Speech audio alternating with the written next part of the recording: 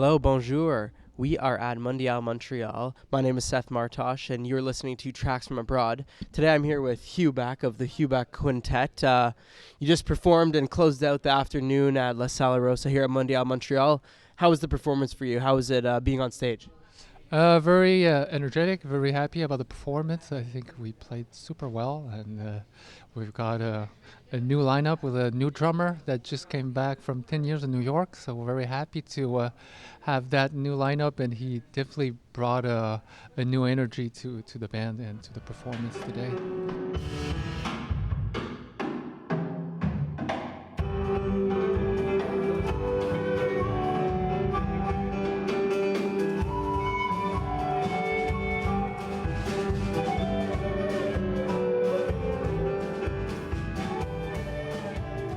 It's kind of an anniversary performance because we played 10 years ago. It was our second performance actually of my band, but now it's just that I've traveled more. I have more, let's say, compositions influenced by my experience in India. That's the last 2 years, and today I played more Afro influence grooves, either Afro-Peruvian or directly from Africa.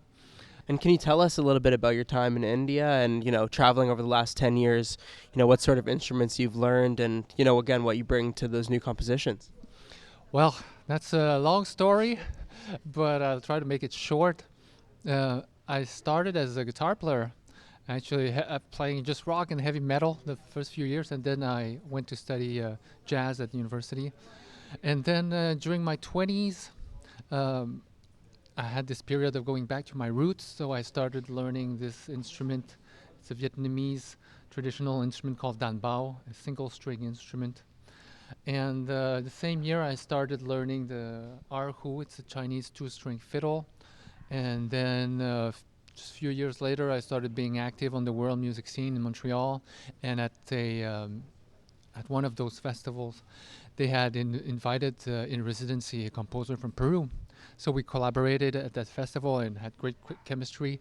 So he invited me to play in Peru almost every year since 2007, where I've been able to learn the South American bamboo flute, the quena. Also learning to play all the Afro-Peruvian grooves like lando and festejo that I've played today. The last 2 years I started collaborating with a sitar player. It's a string instrument from India, and we composed music together. And to prepare myself for that, I started studying Indian music with him from the northern style, the Hindustani. And at the beginning of the year, I was also 9 months in Mumbai to study with a very well-known violinist, pioneer of Indian style on the violin, the Western violin. I don't play the Western violin, but I adapted their playing on the Chinese fiddle.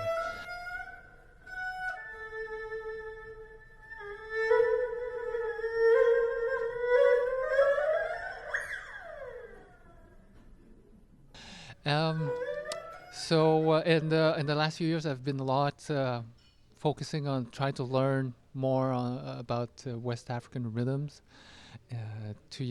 Last year I'm very happy we played in Africa for the first time in Côte d'Ivoire, and in January I'm going to go for a residency in Cameroon to collaborate with local musicians, and all that is part of my desire to learn more about African music and African rhythms and how to integrate that into my music. I focus a lot on melody, harmony, but also rhythm. For me, I just love to explore rhythm and different grooves from different country and just the swing they put into it. Yeah, so can you tell us a little bit about how to play this instrument? Well, so there's basically just two techniques, with the thumb and the index finger. And before I explain the left hand, the string here is attached to this handle, which is carved out of buffalo horn, with which I control the tension of the string. So with the thumb, I increase tension, the pitch goes up, and with the index finger, release tension, and the note goes down. And with my right hand, I pluck high pitches that we call harmonics. I have 6 positions here. You see the white marks in the audience, people don't see it, but I do have some reference points. So I have six fixed notes. Like for example, this one is C, G. So if I want to play something in between, like D or E, I just have to bend the C up or lower it if I want to play B, for example, or A. That's basically it. You might wonder if we cannot play it, how is it? I mean, if we cannot hear it or if it's not plugged, how was it played back in the day? Well, back in the day, the instrument was bigger, and this thing a little bit bigger. You would get a little bit more volume, but just enough to play by yourself in a quiet room. Never enough to play in an ensemble. Only with the electronics, the instrument was put forth in an ensemble, put forward, and now I would say it's the main lead instrument in Vietnamese traditional orchestra. And like it's a beautiful, beautiful instrument with all this detailing. Is one of these instruments particularly expensive? It's not very expensive. I mean, compared to high-end instruments, Western instruments, it's definitely not. I mean, you won't spend 1,000 for sure. If a few hundreds, and you got a good instrument. And yeah, the art is typical Vietnamese ornamentation. I don't know how you call it. It's some kind of seashell, but it's typical Vietnamese art.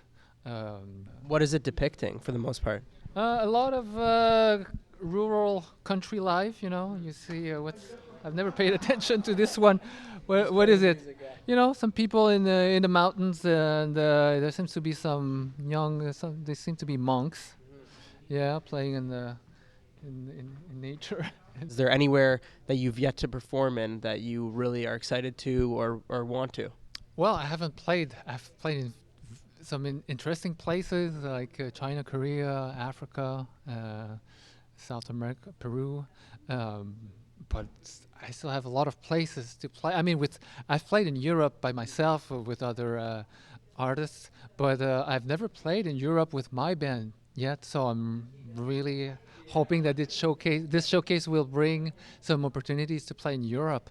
Definitely looking forward to play more in Europe. And actually, in Vietnam, I've never played either. I've played accompanying other artists, but not my music. I don't know, on top of my head, I would say Japan and Hong Kong, and Taiwan, a lot of the French-speaking countries in Europe, France, Belgium, Switzerland. Well, the first places I'm attracted to where to go is countries where I speak the language, and I do speak a few, so French, English, Spanish, Mandarin and Vietnamese. So it's so much more fun to be able to express in the local language what you're doing, what my compositions are about. So so all of South America, I want to go more as well, and in Spain. So yeah, you were talking a bit earlier about growing up in Montreal and how at home you lived a very traditional Vietnamese upbringing and culture, but outside of the house it was much more, Western and totally different. So can you tell us a little bit about that divide and that shift in your life? Well, you have to know that I'm part of the wave of refugees we call the boat people that arrive in big numbers at the big wave in Canada was in 79 and 80. I was part of that wave. So I didn't grow up in Montreal. I grew up in a smaller city close by Montreal called Valleyfield, and the amount of immigrant families during the 80s were just a handful.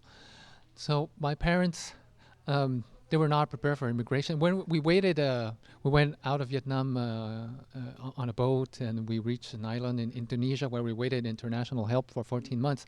We could have gone anywhere, like United States. People were getting picked. United States, France, Germany, and actually we were picked to go somewhere else earlier, but we wanted to go to Canada because my uncle left Vietnam in boat on a few months before, and he waited in Malaysia in a refugee camp only 3 months. So he reached Canada, and he had a cousin who studied in that town where I grew up called Valleyfield. So he asked the government to be sent there. So we knew my uncle was there, so we just waited for Canada to accept us. So I grew up there, and yeah, as I said, my parents were not prepared for immigration. So the only thing they knew was their villager, their life in their villages as merchant and selling rice and cultivating rice.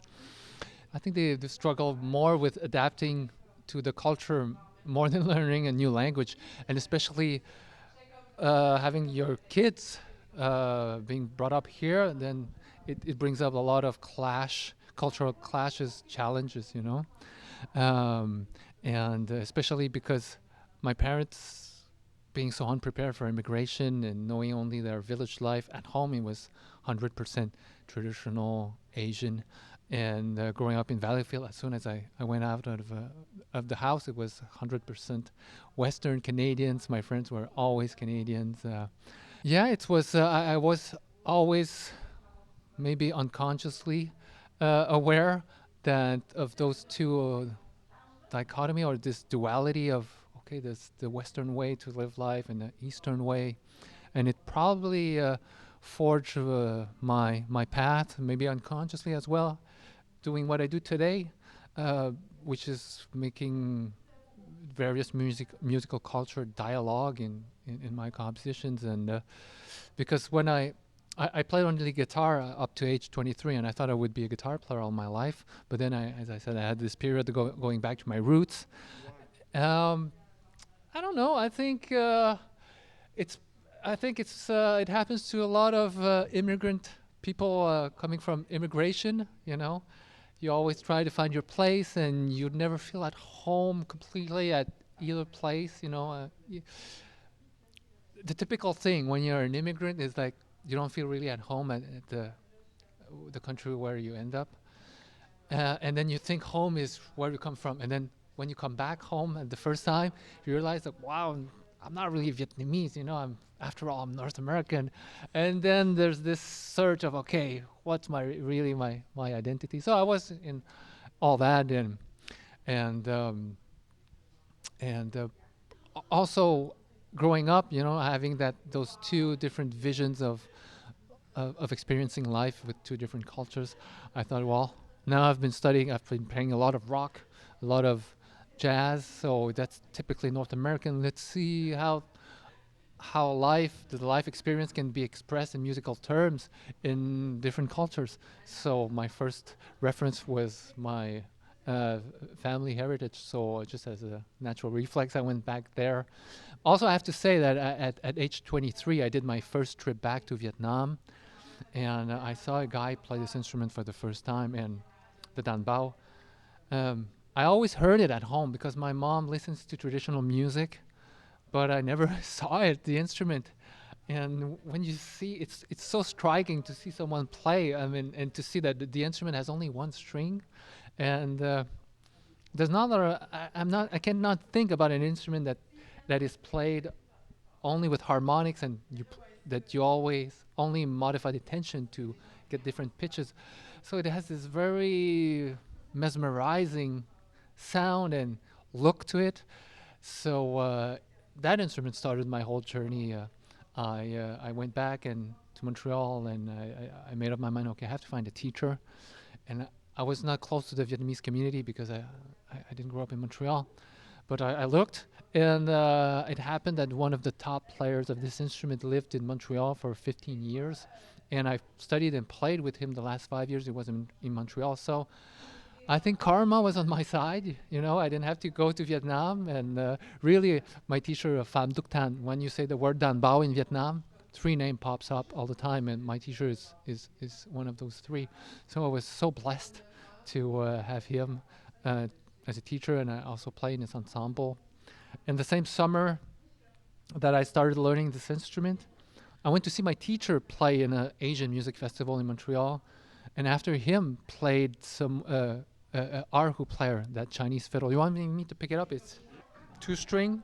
It looks like there's only one, but the bow hair is stuck between both string. And The soundboard is made out of snakeskin. That's the other unusual thing for Western from a Western perspective, and yeah, again I had that same crush, and I fell in love with the instrument and was mesmerized again, and I asked that player to give me some lessons. So I studied with her for a year, and after that I got a scholarship to go study that instrument in China. Um, and I came back in Montreal. Yeah, as I said, I was starting to be active playing those two instruments, and I met that player from Peru. Same thing again. I fell in love with. He played many instruments. He's called Lucho Quequesana, a very well-known musician in Peru. But I've learned a few, but the one I kept playing was the bamboo flute, the quena. It has the warmth of the bamboo sound is really grabbed me, and I think it grabs a lot of people. I mean, so I learned that instrument in Peru, and then after a few years of playing, my first teacher of this erhu, I started playing in her ensemble as well, traditional Chinese music. So after a few years of playing in Chinese music and playing Vietnamese in a Vietnamese traditional music ensemble with my teacher, playing in Peru a lot with the Peruvian guy, and I had my experience as a jazz guitar player that I was missing. After a few years of doing all that, I felt like there was no project that where I felt I was expressing myself completely. So I came to a point where I felt, like, wow, I have to start writing music, just to. I think for any artist, the goal is just to express yourself honestly and completely as much as you can. I spent a year and a half writing, composing, studying piano a lot, composing piano. And after a year and a half, I had my first batch of 12 compositions, and asked some musicians to join the band, and we did our first show, and then a second show that was at Mundial 10 years ago, and here we are, 10 years later here. It's amazing. Well, thank you so much, Hugh, for sharing, some of your instruments and your story with us. And yeah, we look forward to, experiencing the rest of the week with you. Oh, I'm looking forward to chat with you guys more too. And we were just in Toronto 2 weeks ago. Hope we'll be back so that you can catch the whole show next time. Hi, I'm Hugh Bach from Vietnam and Montreal as well. You're listening to Tracks from Abroad. Xin chào quý vị, tôi tên là Quách Hữu Bắc, người Việt Nam, người Canada gốc Việt. Họ đang xem Tracks from Abroad.